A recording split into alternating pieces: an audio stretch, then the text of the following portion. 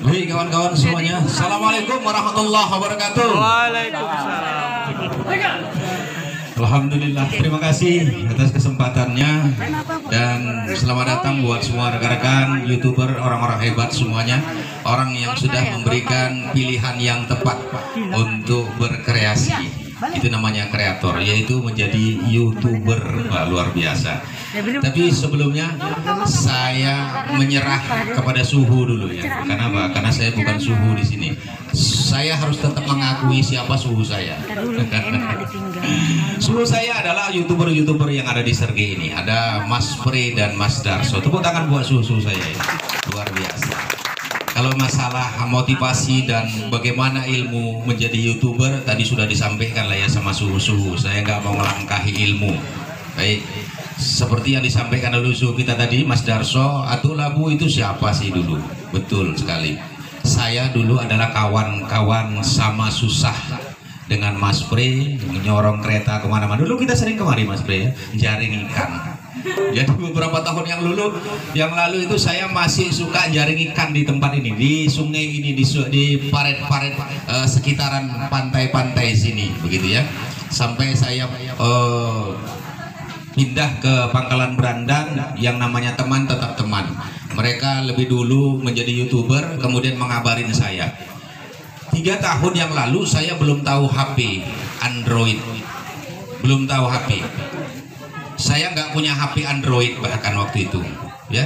Jadi kawan-kawan yang suhu-suhu sini ngabarin saya, Atuk Labu telepon, buat YouTube, buat video, upload ke YouTube. Waktu itu saya belum terbayang, gimana buat video upload ke YouTube. Wah, ada hasilnya itu, gitu kan. Nah, tapi mereka terus, saya tidak tahu mereka terus. Akhirnya ketika saya pulang ke Perbongan, mereka jumpai saya, mereka motivasi saya, kasih tunjuk, ini begini caranya. Saya yakin Atuk Labu bisa, dan insya Allah seperti Mas Darso katakan, semuanya berawal dari keinginan. Waktu itu saya punya keinginan, ya saya mau coba mau jadi YouTuber. Nah, kebetulan pula gayung bersambut. Waktu itu ada temen yang HP anaknya sekolah itu udah nggak mau dipakai, udah nggak mau lagi, HP jadul 1,5 giga. Waktu itu anaknya kuliah, udah nggak mau lagi pakai itu, tak terpakai. Kata kawan tuh, Labu, ini pakai. Jadi saya sudah pakai nama Atuk Labu itu sejak 2004. Waktu itu sejak jadi penyiar radio di Sar FM, ya, bersama Mas Pre. Mas Pre ini teman penyiar saya sejak dulu. Nah, jadi saya dipinjamin, kemudian saya minta ajarin lagi kawan, tolong buatkan saya akun YouTube, karena waktu itu nggak ngerti main YouTube tuh, tahu buat akun lagi apa boleh buat, ya kan? Tapi saya tetap berjuang untuk belajar. Akhirnya saya dibuatkan, kemudian saya coba-coba nulis. Saya coba-coba nulis naskah, diperanin oleh 3 orang. Kalau ingat kawan-kawan semuanya, naskah film saya pertama adalah Labu Labi, itu yang dapat HP baru, dan yang kedua adalah setan atau hantu pocong, hantu togel yang mati dalam kulkas, itu yang kedua. Ya, setan yang mati dalam kulkas itu film-film awal, film hantu pertama. Tapi pada waktu itu ketika saya sudah buat naskah, kemudian harus diperani 3 orang, ya, saya cari kawan, nggak ada yang mau lah jadi hantu. Saya ajak main, yuk main film, yuk. Film apa? Film YouTube. Jadi apa? Jadi hantu. Yang nggak ada yang mau. Tawarin sana nggak mau, tawarin sini nggak mau. Akhirnya saya berpikir gitu loh, siapa yang mau punya semangat sama seperti saya, punya waktu seperti saya, kecuali diri saya sendiri. Oleh karena itu maka saya putusin, Atuk Labu itu saya yang meranin, si Labi saya yang meranin, Bahlul saya yang meranin, Udin Songong saya meranin, dan banyak peran. Ada 14 peran yang saya peranin sendiri. Berawal dari apa? Berawal dari kekurangan waktu itu, tidak ada satupun orang yang mau saya ajak main. Kenapa? Pertama, yang nggak ada hasilnya, ya kan? Nah, orang sekarang ini kan motivasinya selalu adalah uang, penghasilan. Nah, kerja hari ini harus dapat uang hari ini, begitu ya. Nah, pada waktu itu tidak ada yang mau. Dan akhirnya saya kerjain. Alhamdulillah istri kandung saya ini yang selalu siap pada waktu itu ya. Istri kandung. Jadi waktu itu serta keterbatasan HP jadul yang nggak ada yang kameramen istri saya main sama dia, saya jadi labu, dia jadi mak cinong gitu juga, jadi bapaknya saya juga, jadi pacarnya saya juga, begitulah perjuangan kami pada waktu itu. Jadi kalau saya yang main, istri saya yang megang HP. Kalau istri saya yang pas ngomong, saya yang megang HP. Kalau dua-dua pas ngomong, habis sangkutin HP-nya di tiang, di pokok sawit, di pokok pisang, atau tiang jemuran. Pernah sampai mertua saya itu kecarian tiang jemurannya karena saya pakai shooting. Nande di tiang jemuran sopo cing main-main ini gitu. Padahal kami berarti untuk shooting itu. Itulah luar biasa dan pengalaman daripada perjuangan menjadi YouTuber itu. Tapi dari cerita yang saya sampaikan ini kawan-kawan ini adalah sebuah proses. Kalaupun hari ini saya dianggap alhamdulillah sudah berhasil sedikit-sedikit di YouTube-nya, tapi itu bukan berarti sebuah perjalanan yang instan, bukan sebuah proses yang instan langsung terjadi, tidak. Tapi ada proses perjuangan yang begitu sulit, yang harus kita hadapi dan harus kita kalahkan. Ada rintangan-rintangan yang harus kita kalahkan pada waktu itu.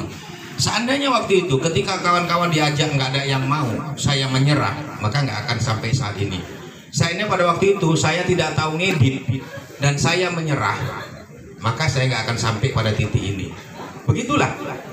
Ya, kalau seandainya pada waktu itu saya harus mencari kamera yang bagus, maka nggak akan sampai saat ini. Banyak sekali dari kawan-kawan yang coba-coba mau jadi YouTuber, mau jadi konten kreator, akhirnya mereka menyerah dengan segala rintangan yang mereka harus hadapi. Ya, waktu misalnya, atau yang nggak ada pemeran dan lain sebagainya, itu akhirnya menyerah. Ya kan? Oleh karena itu maka kawan-kawan tetaplah semangat. Apapun hari ini yang kita dapat itu hanya bagian daripada proses. Itu hanya bagian daripada proses yang harus kita lewati. Percayalah, ketika proses-proses itu kita lewati, maka Allah tidak akan pernah diam dan nggak akan pernah tutup mata, kan? Nggak akan pernah tutup mata akan melihat hambanya yang sudah bekerja keras, yang sudah berusaha dengan maksimal, lalu dibiarkan begitu saja. Yang selalu katakan bahwasanya ayo kita semuanya bisa sukses, karena tidak ada orang yang sukses, yang ada adalah orang yang berhenti sebelum sukses. Kalau semua saya adalah lahir dalam keadaan miskin, susah, itu takdir. Memang kita nggak bisa milih dari perut siapa kita dilahirkan, tapi hidup dan mati dalam keadaan miskin mungkin itu kesalahan. Oleh karena itu kawan-kawan, ayo kawan-kawan kreator, kita punya semangat juang yang sama untuk bisa sama-sama sukses. Kalau harapan dari doa suhu kita tadi, tahun depan insya Allah kita ketemu di sini, maka Pajero Alphard yang berjejer. Harus bisa lah, ya, harus bisa.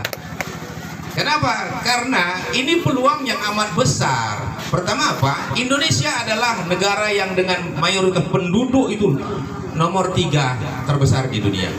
Penggunanya luar biasa. Jadi apapun yang kita buat sebenarnya punya potensi ditelan oleh penonton-penonton. Kita nggak heran hari ini kalau anak-anak kecil saja dengan main-main mobil-mobilan gadgetnya 600 juta. Ya enggak? Kita tahu kan? Anak-anak kecil saja, ada bayi yang mau cakap saja, ngomong saja belum benar seperti kita bisa ngomong berapi-api, bisa ngasih semangat, motivasi dan lain sebagainya. Penghasilan kita belum tentu bisa ngalahkan anak-anak yang masih ngomong R aja belum bisa. 100 juta, 150 juta kita sudah biasa dengar. Artinya apa? Di Indonesia belum ada satu pejabat negara setingkat apapun yang gajinya bisa lebih besar daripada penghasilan YouTuber. Ya enggak? Bahkan mereka harus kerja setiap hari, harus memberikan pertanggungjawaban, masuk kantor dan lain sebagainya. YouTuber seperti kita ini kalau sudah AdSense dan konten kita sudah berjalan dan diterima oleh publik, maka nggak usah melek mata. Mau bangun jam berapapun, kan kalau seperti saya sebulan kerja cuma 4 hari maksimal, paling banyak film saya naik 4 hari, sisanya kemana? Mau saya tidur, mau saya apa segala macam, setiap hari toh saya punya gaji jutaan. Ya enggak? Kan ini yang kita harapkan kan? Saya dulu mimpi, ya Allah, ketika saya masih jualan jamu, enaknya lah kalau seandainya setiap hari itu kita punya ilmu kemampuan mengeluarkan tangan dari kantong, 100.000, keluarkan tangan dari kantong 1 juta satu hari misalnya, nggak harus mikir mana-mana. Lah ternyata sekarang nggak perlu mengeluarkan tangan dari kantong, orang nggak melek aja kita jam 9, jam 10 itu udah masuk gaji kita, betul nggak? Betul nggak? Jam 10 sudah masuk gaji kita kan? Nah, ini kan sebuah peluang yang luar biasa yang diberikan pada zaman kita ini. Kita nggak tahu zaman anak kita nanti ke depannya pasti teknologi dan media akan semakin berkembang. Tapi kalau bapaknya saja gagal ketika hidup di zamannya, macam mana kita bisa bicara dan cerita kepada anak kita? Ya dah, bagaimana kita bisa memotivasi anak kita? Hari ini anak saya ketika dia minta HP, saya bisa ngomong, kamu mau HP? Boleh, bapak belikan. Tapi untuk apa? Apa manfaatnya? Kan gitu kan? Nah, itu dia kawan-kawan. Nah, saya rasa semangat dan saling terus membantu, saling mendorong, ini yang terpenting bagi kita. Tidak salah kita hari ini komunitas YouTuber Sumatera Utara ini berkumpul dan terus berkomunikasi. Seperti kata ketua tadi, ayolah kasihlah tanda-tanda kehidupan di grup. Jangan ada nama kita tapi nggak ada juga muncul suaranya. Ya bohai. Awak nggak ngomongkan bohai, kebetulan tertampak awak gitu kan. Nah, gunakan potensi yang ada. Mbak Bohai dengan wajah yang cantik, yang segala macam, ini kan bisa memukau penonton kan. Nah, maksimalkan itu. Baik kawan-kawan, saya rasa itu saja yang saya sampaikan, dan saya berterima kasih atas antusias kawan-kawan semuanya yang jauh dari mana tadi Pak? Kabanjahe. Dari Kabanjahe sampai di sini. Jadi kalau ada kawan-kawan yang diserang berbagai YouTuber yang tak sampai sini, tolong kabarkan. Ya kan, tolong kabarkan. Yang di Kabanjahe pun sampai. Apa pula kita yang di sini tak sampai? Ya. Dan mohon maaf keterlambatan kami untuk sampai kemari. Sebenarnya kami berangkat dari pagi jam 8 pagi tadi. Jam 8 sudah berangkat, tapi karena ada beberapa keperluan yang harus kami singgahi di perjalanan tadi, sehingga baru bisa sampai sekarang berkumpul dengan kawan-kawan. Apapun ceritanya, sehat selalu kawan-kawan. Sukses selalu kita bersama. Salam kreator dan semangat terus. Assalamualaikum warahmatullahi wabarakatuh. Waalaikumsalam.